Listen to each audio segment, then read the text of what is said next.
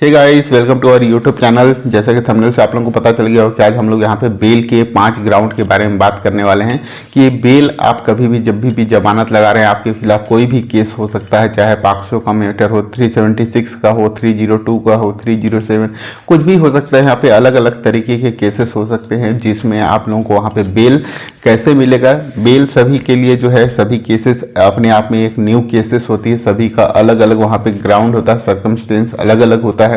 लेकिन कुछ कॉमन वहाँ पे ग्राउंड है जिसके आधार पे अगर आप वहाँ पे देख के लगाते हैं तो उस कंडीशन में आपको वहाँ पे जमानत मिल जाती है। हर केसेस का अलग अलग ग्राउंड होता है, जैसा कि आज हम लोग यहाँ पे देखने वाले हैं जिसमें 5 ग्राउंड होगा। तो सबसे पहला यहाँ पे ग्राउंड हम लोग बात करने वाले हैं जो कि है चार्जशीट। अगर कोई भी आपके खिलाफ एक्शन होता है, कोई भी आपके खिलाफ FIR दर्ज होता है, कंप्लेंट होता है, तो जैसा कि आप सभी लोगों को पता है जो कि 10 साल से कम के जो सज़ा है उसमें जो है 60 दिन के अंदर आप लोगों को वहाँ पे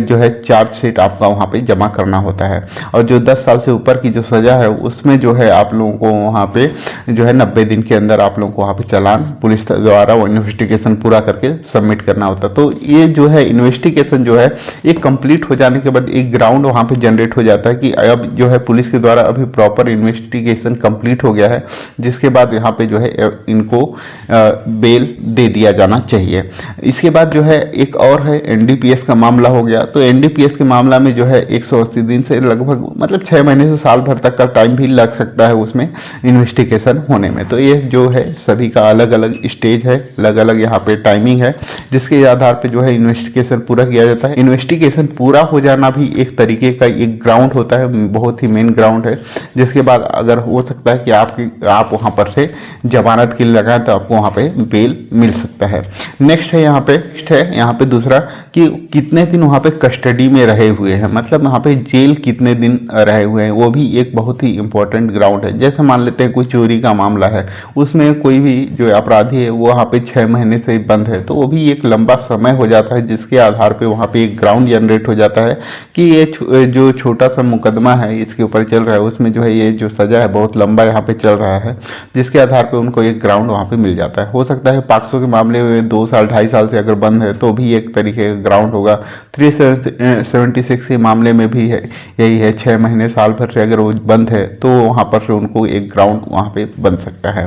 तो सभी का अलग अलग है, जैसा सज़ा है उसके अकॉर्डिंग कितने दिन तक वो जेल में बंद है और प्रॉपर इन्वेस्टिगेशन वगैरह कंप्लीट हो गया है तो वहाँ पे एक ग्राउंड वहाँ पे बन जाता है। ये 2 ग्राउंड हो गया, एक तो कितने दिन से वहाँ पे कस्टडी में बंद है और दूसरा है वहाँ पे चार्जशीट, वहाँ पे उसका इन्वेस्टिगेशन है वो कंप्लीट हो चुका है। तीसरा ग्राउंड है इन्वॉल्वमेंट, कि कोई जो भी क्राइम अभी कमिट हुआ है जिसमें वह अभी आरोपी है, वह उस जो घटना घटा हुआ है, जो वहाँ पे जो है इंसिडेंट हुआ है, उसमें कितना उसका इन्वॉल्वमेंट है। अगर उसका जो है डायरेक्ट इन्वॉल्वमेंट है तो उस कंडीशन में जो है उसको बेल मिलने में उसको काफ़ी परेशानी का सामना करना पड़ सकता है। हो सकता है उसको जो ट्रायल कोर्ट है वहाँ से, सेशन कोर्ट से उनको वहाँ पे जमानत न मिले, उसको हाई कोर्ट या सुप्रीम कोर्ट जाना पड़ सकता है। तो जैसा कि एक एग्जाम्पल के तौर पे समझते हैं कि अगर उसके द्वारा कोई भी 420 से किया गया, कोई भी जो है अमाउंट का उसके द्वारा गबन किया गया है, बैंक से बहुत बड़ा अमाउंट करोड़ों का उसके द्वारा जो है घपला किया गया है, तो उस कंडीशन में उसको जो है यहाँ पे इन्वॉल्वमेंट उसका जो है डायरेक्टली है तो वहाँ पे बेल मिलने में उसको मुश्किल हो सकती है। इसी प्रकार का बहुत सारे केसेस में हो सकते हैं, जैसे 302 के केसेस में डायरेक्ट वहाँ पे उनके द्वारा ही कमिट किया गया है, किसी का मर्डर कर दिया गया है, तो उस कंडीशन में उसको वहाँ पर से बेल मिलने में आसानी नहीं होगी। भी केस हो जिसमें डायरेक्ट इन्वॉल्वमेंट हो तो वहाँ पे जो है परेशानी का सामना करना पड़ सकता है। और इनडायरेक्ट इन्वॉल्वमेंट हो, कहते हैं कि कोई 420 का केस में उसका डायरेक्ट इन्वॉल्वमेंट नहीं है, बट वह उसके साथ अननोइंगली उसके साथ जो है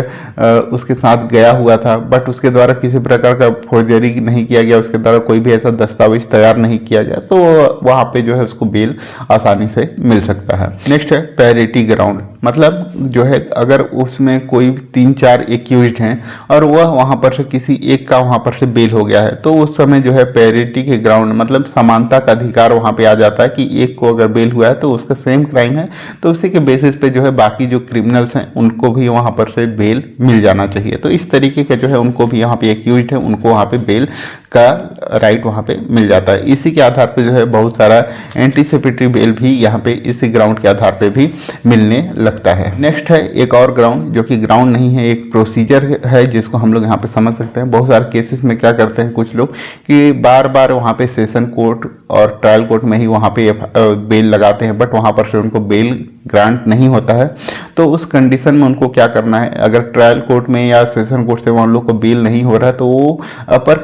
जो न्यायालय है वहाँ पे उनको जाना चाहिए, हाई कोर्ट में जाना चाहिए, सुप्रीम कोर्ट में जाना चाहिए, जहाँ से उनको जो है इजीली वहाँ पर से बेल मिल सकता है। कुछ केसेस ऐसे होते हैं जो सेशन कोर्ट के जो जजेस होते हैं उनको ये लगता है कि हमारे यहाँ इसका यहाँ पे बेल नहीं देना चाहिए, तो वो चाहे आप कितना बार भी बेल लगाएं आपको वहाँ पर से बेल नहीं मिलेगा। तो आपको जरूर उसके लिए जो है हाई कोर्ट सुप्रीम कोर्ट तक आपको जाना पड़ सकता है, तो आपको जाना चाहिए, तभी आपको वहाँ पर से बेल मिलेगा। जो वकील साहब होते हैं उनके ऊपर जो है प्रेशर होता है सामने वाले का, जो एक्यूज होते हैं उनके घर वालों का, कि आप जल्द से जल्द बेल कराओ। बट यहाँ पे ये सब ग्राउंड है, अगर ये जो है नहीं होते हैं तो फिर आपको वहाँ पे जल्दी आपको बेल नहीं मिलता है। बट सिचुएशन अलग अलग है सभी के, क्योंकि जो है बहुत सारे केसेस जो नॉर्मल केसेस होते हैं उसमें चालान वगैरह सबमिट नहीं होता है, फिर भी आप लोगों को वहाँ पे बेल हो जाता है। ये सब चीज़ें हैं कि इन्वॉल्वमेंट, डायरेक्ट इन्वॉल्वमेंट नहीं है, या जो है अगर जो केसेस है वो इतना सीरियस नहीं है और जो है उनका डायरेक्ट इन्वॉल्वमेंट नहीं है, तो वो जो है बिना जो है फाइनल रिपोर्ट इन्वेस्टिगेशन पूरा हुए बिना भी वहाँ पे जो है उन लोग को बेल मिल जाता है। तो ये सब ग्राउंड है जिसका आप लोग यूज कर सकते हैं और जल्दी से जल्दी आप अपने केसेस में वहाँ पे बेल प्राप्त कर सकते हैं। तो आप लोगों को अगर कोई भी समस्या हो या तो आप लोगों को मेरे से कोई भी कंसल्ट चाहिए तो आप लोगों को जो है डिस्क्रिप्शन बॉक्स में एक व्हाट्सअप नंबर दिया हुआ है जिसके थ्रू आप लोग अपॉइंटमेंट बुक कराते हुए मेरे से बात कर सकते हैं। वीडियो अगर अच्छा लगा हो तो वीडियो को लाइक जरूर करें, चैनल को सब्सक्राइब कर लें ताकि आगे आप लोगों को इस तरह का लीगल इन्फॉर्मेशन आप लोगों को मिलता रहे। वीडियो को लास्ट तक देखने के लिए आप सभी लोगों का धन्यवाद। जय हिंद, जय भारत।